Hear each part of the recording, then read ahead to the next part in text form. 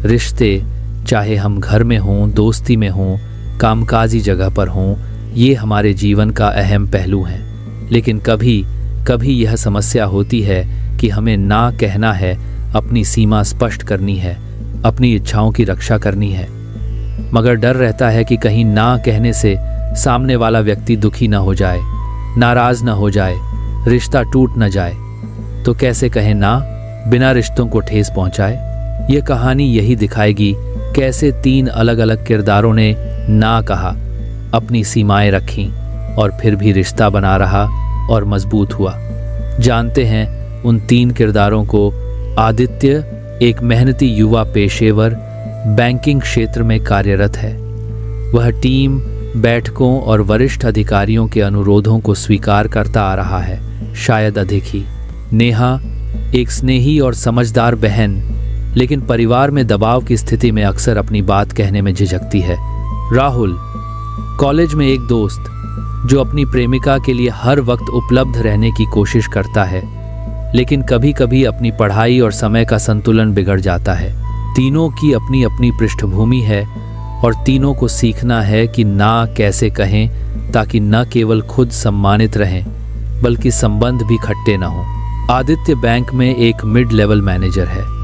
Team को समय पर रिपोर्ट भेजनी होती है, क्लाइंट मीटिंग्स होती हैं और वरिष्ठ अधिकारी कई बार अचानक अतिरिक्त काम सौंप देते रहते हैं। आदित्य की प्रतिष्ठा अच्छी है, वह हमेशा हाँ कहता आया है। वह मिस नहीं करना चाहता कि लोग कहें कि वह आलसी है या टीम के प्रति गैर जिम्मेदार है। लेकिन एक समय आया जब अतिरिक्त कामों की वजह से रात के समय भी ऑफिस से काम करना पड़ने लगा। परिवार के साथ शाम की डिनर मिस होने लगा, स्वास्थ्य खराब होने लगा और मन में बेचैनी बढ़ने लगी कि क्या इस तरह की स्वीकार्यता सही है। समाधान ढूंढना होगा। आदित्य ने सोचा, मैं ना कैसे कहूँ ताकि मेरी व्यावसायिक प्रतिष्ठा न गिरे, लेकिन मेरी सीमाएं भी बनाए रखूं। पहला कदम, वह समझा कि उसे पहले अपनी प्राथमिकताएं स्पष्ट करनी होगी। उसने सूची बनाई, दिन में कितने घंटे काम कर सकता हूँ, घर परिवार के समय के लिए कितने घंटे रखना है, यदि कोई अतिरिक्त अनुरोध हो तो क्या मेरा व्यक्तिगत स्वास्थ्य प्रभावित हो रहा है। दूसरा कदम, समय निकालकर उसने अपने वरिष्ठ अधिकारी से मीटिंग रखी। उसने शालीन भाषा में कहा, सर, मैं आपके अनुरोध का सम्मान करता हूं और इसे पूरा करना चाहता हूं। अभी जो अतिरिक्त परियोजना आप मुझे देना चाहते हैं उसके लिए मैं उत्सुक हूं, लेकिन मैं देख रहा हूं कि पिछले कुछ हफ्तों में अतिरिक्त ओवरटाइम की वजह से मेरी स्वास्थ्य और पारिवारिक समय प्रभावित हो रहा है। यदि मैं अभी इस पेपर वर्क को स्वीकार करता हूं तो मैं अपनी डिलीवरी क्वालिटी खो सकता हूं। क्या हम इस परियोजना की समय सीमा थोड़ी आगे खिसका सकते हैं या मैं कुछ हिस्से दूसरे साथी को हस्तांतरित कर सकता हूं? इस तरह मैं इसे बेहतर तरीके से कर पाऊंगा और जो काम मैं दूंगा वह सही तरीके से हो पाएगा। यह सुनकर वरिष्ठ अधिकारी ने पॉज लिया। वे समझ गए कि आदित्य झूठ नहीं बोल रहा है और असली समस्या बता रहा है। अधिकारी ने प्रस्तावित किया कि कुछ हिस्से दूसरों को सौंपे जाएं और समय सीमा को 2 दिन आगे बढ़ाया जाए। उस दिन के बाद जब भी कोई अतिरिक्त काम आया, आदित्य पहले सवाल करता है, क्या यह वर्कलोड मेरे अन्य जिम्मेदारियों को प्रभावित करेगा? उसने अपनी टीम के साथ खुलकर संवाद शुरू कर दिया। यदि कोई काम ज्यादा हो रहा हो तो वह कहता है, मैं इस समय यह पूरा नहीं कर पाऊंगा क्योंकि मैं पहले से अन्य प्रोजेक्ट्स में व्यस्त हूँ। क्या आप किसी और समय दे सकते हैं या यह हिस्सा आप किस और से संभाल सकते हैं? नतीजा यह हुआ कि वरिष्ठ अधिकारी भी अधिक समझदार हो गए। टीम में रोल डिस्ट्रीब्यूशन बेहतर हुआ और आदित्य रोमांच और दबाव के बीच बैलेंस बनाए रखने में सफल रहा। यह उदाहरण दिखाता है कि ना कहना अनादर नहीं होता, बल्कि स्पष्टता और ईमानदारी का परिचय है। साथ ही यह दिखाता कि कोई समस्या नहीं है यदि आप प्रस्ताव रखें। सिर्फ ना नहीं बल्कि ना के साथ सुझाव देना वह रिश्तों को बनाए रखता है और सम्मान बढ़ाता है। अब समझते हैं नेहा की कहानी। नेहा अपनी माता पिता की इकलौती बेटी है और परिवार में उसकी भूमिका खास है। घर पर रिश्तेदार अक्सर उससे छोटी छोटी मांगें करते रहते हैं, जैसे कि वे छुट्टी के दिन उसके घर आना चाहें, उसकी मदद चाहें या कभी कभी उनका प्लान बदलने के लिए कहें। वह चाहती है कि वो सब खुश रहें, लेकिन उसकी अपनी पढ़ाई, स्वास्थ्य और मानसिक शांति को भी महत्व देती है। एक बार उसकी चाची अस्पताल से ठीक होकर घर लौटना चाहती थी और चाची ने अनुरोध किया कि नेहा छुट्टी के दिन उनका पूरा ख्याल रखे, उनकी दवाइयाँ ले जाए, खाना बनाए, उनकी देखभाल करे। लेकिन नेहा ने पहले ही वादा किया था कि वह उस दिन अपनी प्रोजेक्ट रिपोर्ट जमा करेगी और एक ऑनलाइन सेमिनार में भाग लेगी। यदि उसने पूरी तरह हाँ कहा तो वह अपनी जमा करने की डेडलाइन से चूक सकती थी।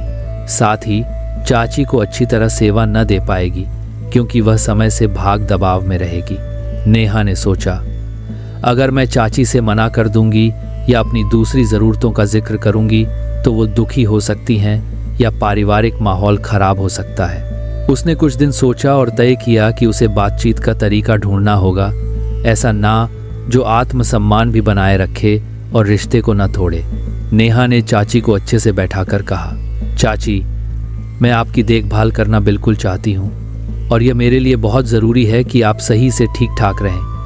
मैं आपकी दवाइयाँ समय पर दे दूंगी, डॉक्टर के पास चलूंगी, लेकिन पिछले हफ्ते मैंने अपनी रिपोर्ट जमा करने की प्रतिबद्धता ले रखी है और उसी दिन मेरे पास सेमिनार भी है जो मेरे करियर के लिए बहुत महत्वपूर्ण है। क्या ये ठीक होगा कि मैं आपकी देखभाल उस दिन का हिस्सा साझा कर लूं, जैसे कि आपके खाने का ऑर्डर कराना और दवाइयाँ देना, और बाकी देखभाल अगले दिन या आपके आरामदायक समय पर कर लूं?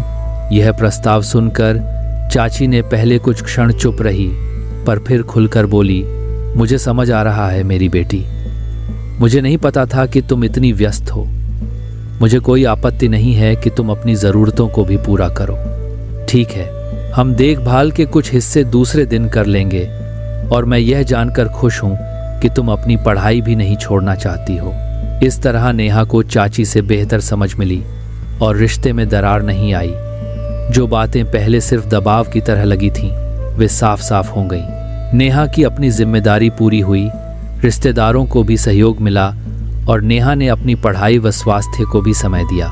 बाद में नेहा महसूस करती है कि रिश्तेदारों के बीच संवाद खुला होना चाहिए। यदि वह बोली नहीं होती तो चाची का भरोसा भी कम हो सकता था कि नेहा गंभीर है या नहीं।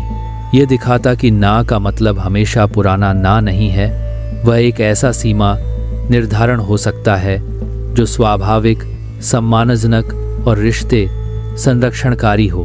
अब चलते हैं राहुल की कहानी की ओर। राहुल कॉलेज का विद्यार्थी है जो अपनी प्रेमिका सिद्धि के साथ बहुत घनिष्ठ है। वह हर समय फोन पर उपलब्ध रहता है, हर पल मिलना चाहता है। उसे कोई कहे कि उसे समय नहीं मिलता, वह सुनना नहीं चाहता। मगर उसकी पढ़ाई और व्यक्तिगत समय प्रभावित होने लगी है।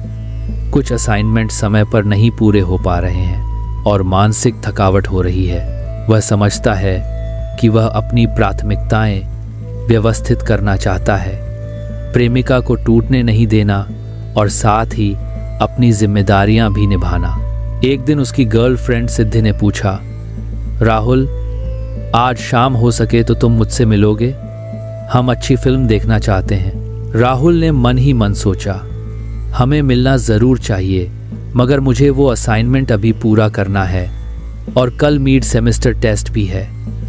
अगर मैं तुरंत हाँ कह दूंगा, मैं तनाव में रहेगा और तैयारी प्रभावित होगी। यदि वह मना करे तो हो सकता है सिद्धि को ठेस पहुंचे या लगे कि वह कम प्यार करता है। राहुल ने निर्णय लिया कि उसे अपनी समस्या स्पष्ट तरीके से बताना है और फिर प्रस्ताव देना है। उसने फोन पर कहा, सिद्धि, मैं तुम्हें आज शाम बहुत मिस कर रहा हूँ और मैं सचमुच तुम्हारे साथ समय बिताना चाहता हूँ, लेकिन मुझे कल का टेस्ट और अभी ज़रूरी असाइनमेंट भी पूरा करना है। अगर मैं अभी निकलूँगा तो मैं पूरी तरह मानसिक रूप से तनावग्रस्त हो जाऊँगा। क्या यह ठीक होगा कि हम आज थोड़ी देर बाद मिलें, जैसे परीक्षा के बाद, या हम कल शाम मिलें और पानी सा कुछ मीठा साथ में लें? इस तरह मैं तुम्हारे साथ हूँ और साथ ही अपनी पढ़ाई भी ध्यान में रखता हूँ। सिद्धि थोड़ी देर चुप रही, फिर बोली, ठीक है राहुल, मैं समझ सकती हूँ। चलो हम कल शाम मिलते हैं। पर मुझे अच्छा लगा कि तुमने मना नहीं किया, बल्कि मुझे अपनी स्थिति समझाई और एक प्रस्ताव भी दिया। मैं उस वक्त भी खुश रहूंगी जब हम दोनों का संतुलन सही हो। राहुल ने महसूस किया कि उसने न केवल अपनी ज़रूरतों की उपेक्षा नहीं की, बल्कि अपने रिश्ते की गरिमा भी बनाए रखी। बाद में दोनों की बातचीत बेहतर हुई।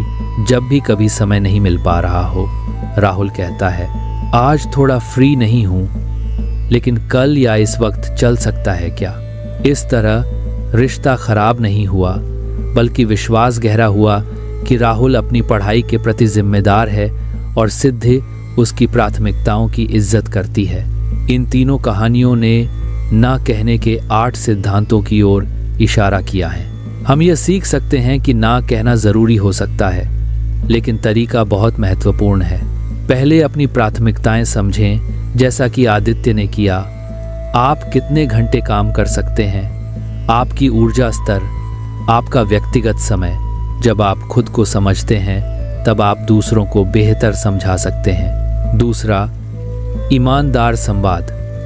ना कहने का अर्थ यह नहीं कि आप झूठ बोलें या बहाना बनाएं। ईमानदारी और पारदर्शिता आपके भरोसे को बनाए रखती है। तीसरा, ना के साथ प्रस्ताव देना। सिर्फ नहीं कहना रिश्ते में दूरी ला सकता है, लेकिन जैसे आदित्य ने प्रस्ताव दिया कि समय आगे बढ़ाएं, नेहा ने कहा कि कुछ हिस्से आज, कुछ कल, और राहुल ने कहा कि थोड़ी देर बाद मिलते हैं या कल मिलते हैं। यह तरीका मीठा और समझदारी भरा है। चौथा, स्वयं देखभाल का महत्व। जब आप अपनी सीमाएं निर्धारित करते हैं, तो आप खुद को सम्मान देते हैं, तनाव कम करते हैं और बेहतर गुणवत्ता के साथ दूसरों की मदद कर पाते हैं। पांचवा, रचनात्मक लचीलापन, क्रिएटिव फ्लेक्सिबिलिटी।